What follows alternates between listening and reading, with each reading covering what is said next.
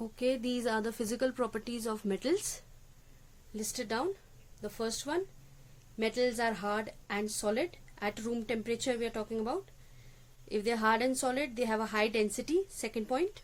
Point 3, metals will have a high melting and boiling point as their density is high. Point 4, metals are good conductors of both heat and electricity. Point 5, metals are malleable. Point 6, metals are ductile. Point number 7, metals are sonorous. Point number 8, metals are non-brittle.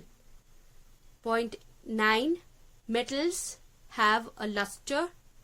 Point 10, metals are opaque. These are the physical properties of non-metals.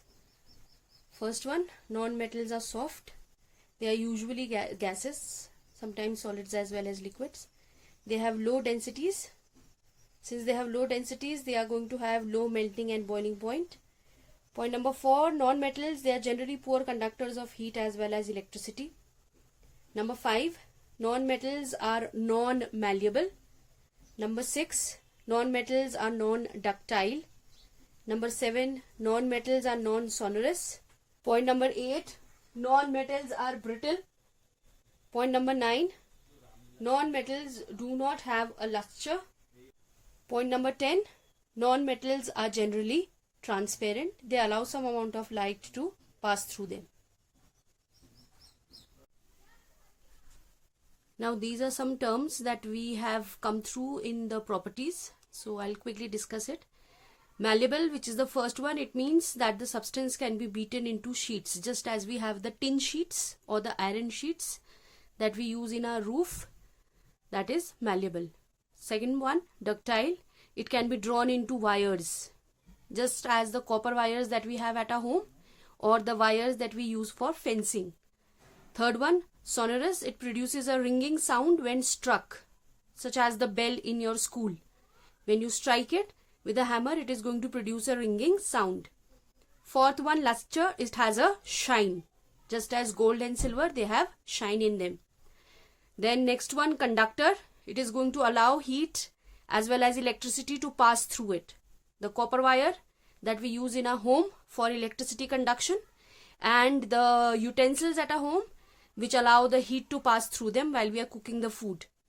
Next one is opaque, and this is the property by which the substances will not allow light to pass through them, so we will not be able to see through it, just as wood or the board in which I have written. Next one, transparent. Something that allows light to pass through it and then we are able to see through it, just as the glass. So these are some terms that we had seen in the properties, and this is a description of them. These are some of the exceptions when we are talking about the properties of metals and non-metals. The first one is mercury, which is a metal, but at room temperature it is a liquid. Bromine is a non-metal, so it should be generally a gas, but it is a liquid at room temperature. Then metals, we say, have a high melting point and a high boiling point, but cesium and gallium are two metals that have a low melting point. We say that metals are hard, but sodium, potassium, calcium, they are so soft that they can be cut with a knife.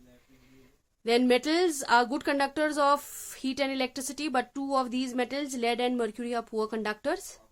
Then we have said that non-metals, they do not have a luster, but iodine and graphite, they have shine. And non-metals are generally poor conductors, but graphite and carbon, they are good conductors of electricity. And lastly, non-metals, we have said that they are soft, but diamond, which is an form of allotrope of carbon, is the hardest substance that is known.